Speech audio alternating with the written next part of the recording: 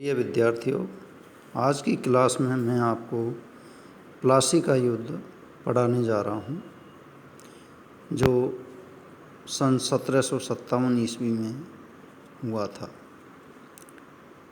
प्लासी के युद्ध के पीछे कई कारण थे, अर्थात सिराजुद्दौला और ईस्ट इंडिया कंपनी के बीच में जो अलीनगर की संधि हुई थी 9 फरवरी 1757 ईस्वी को, उसके द्वारा कुछ समय के लिए ही इनके आपसी संघर्ष को टाला जा सका था, लेकिन अंततः प्लासी का युद्ध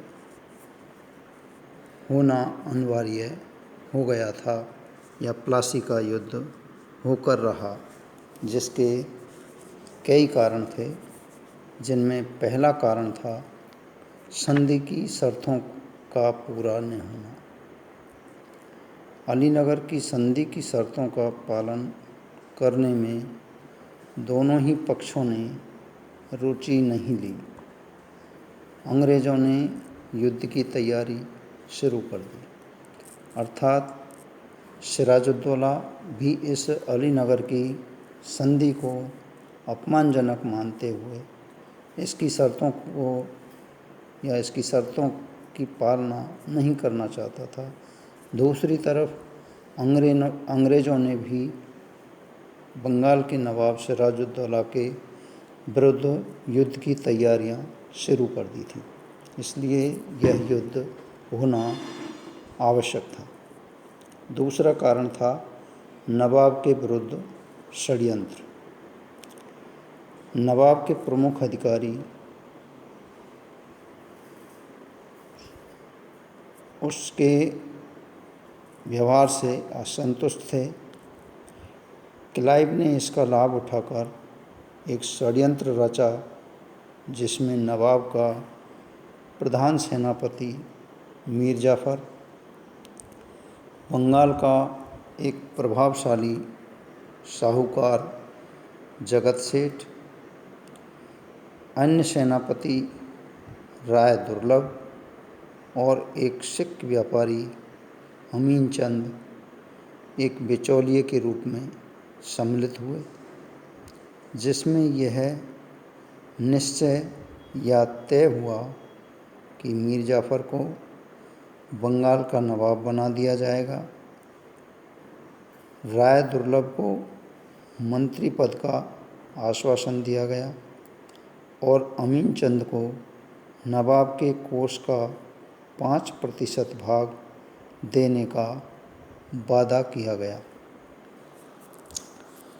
इस तरह से नवाब के विरुद्ध अंग्रेज़ों द्वारा जो षड्यंत्र रचे गए थे, उन षड्यंत्रों से नवाब पूरी तरह से नाराज़ था, अर्थात बंगाल का नवाब सिराजुद्दौला अंग्रेज़ों से नाराज़ था और युद्ध के लिए तैयार था।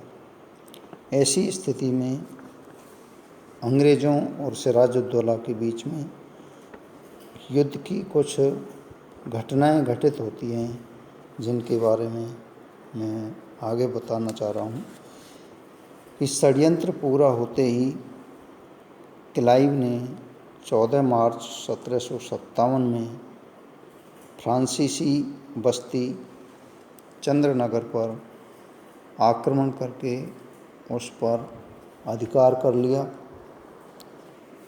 नवाब इससे बहुत क्रुद्ध हुआ, अर्थात सिराजुद्दौला इससे बहुत नाराज़ हुआ। एक ऐसे समय जब नवाब को उत्तर पश्चिम की ओर से अफ़गानों तथा पश्चिम की ओर से मराठों का भय था, ठीक उसी समय क्लाइव ने सेना सहित नवाब के विरुद्ध मुर्शिदाबाद की ओर प्रस्थान किया और 19 जून 1757 को अंग्रेज़ों ने कटवा पर अधिकार कर लिया। इसकी सूचना मिलते ही नवाब भी सेना सहित आगे बढ़ा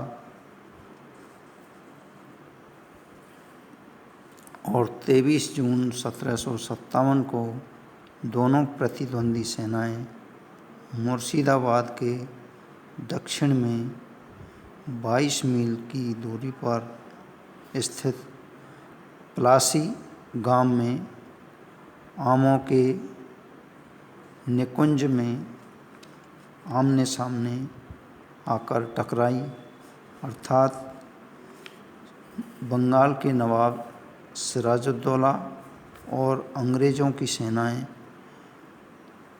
23 जून 1757 ईस्वी को प्लासी के मैदान में आमने सामने हो गई और आपस में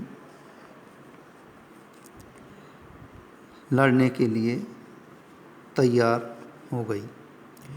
नवाब की सेना में लगभग 50,000 सैनिक थे, जिसका नेतृत्व विश्वासघाती मीर जाफ़र कर रहा था। क्लाइव की सेना में 8,000 यूरोपियन तथा 2200 भारतीय सैनिक थे। नवाब के विश्वासघाती सेनानायक अपने अपने दस्तों के साथ चुपचाप युद्ध का नज़ारा देखते रहे। दूरदर्शी नवाब अपने ही लोगों के विश्वासघात से घबरा गया और 2000 सैनिकों के साथ युद्ध के मैदान से भाग खड़ा हुआ और मुर्शिदाबाद लौट गया। इस तरह से सिराजुद्दौला के जो विश्वसनीय सेनानायक थे वो विश्वासघात करके युद्ध के मैदान में खड़े तो हो गए, लेकिन उन्होंने चुपचाप युद्ध के नज़ारे को देखना ही उचित समझकर अपनी शक्ति का प्रदर्शन नहीं किया, जिससे बंगाल का नवाब सिराजुद्दौला घबरा गया और विश्वासघात के कारण वो घबराते हुए 2000 सैनिकों के साथ युद्ध के मैदान से भाग खड़ा हुआ और मुर्शिदाबाद लौट गया।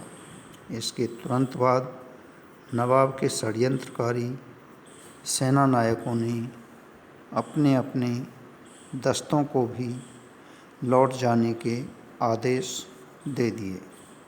इस प्रकार बिना किसी विशेष प्रयास के ही क्लाइव ने युद्ध जीत लिया। नवाब जब मुर्शिदाबाद से पटना की ओर भाग रहा था तो उसे बंदी बना लिया गया। अर्थात क्लाइव को इस युद्ध को जीतने के लिए कोई बहुत बड़ा संघर्ष नहीं करना पड़ा था और बंगाल के नवाब सिराजुद्दौला के विश्वासघाती सेनानायकों और सेनापतियों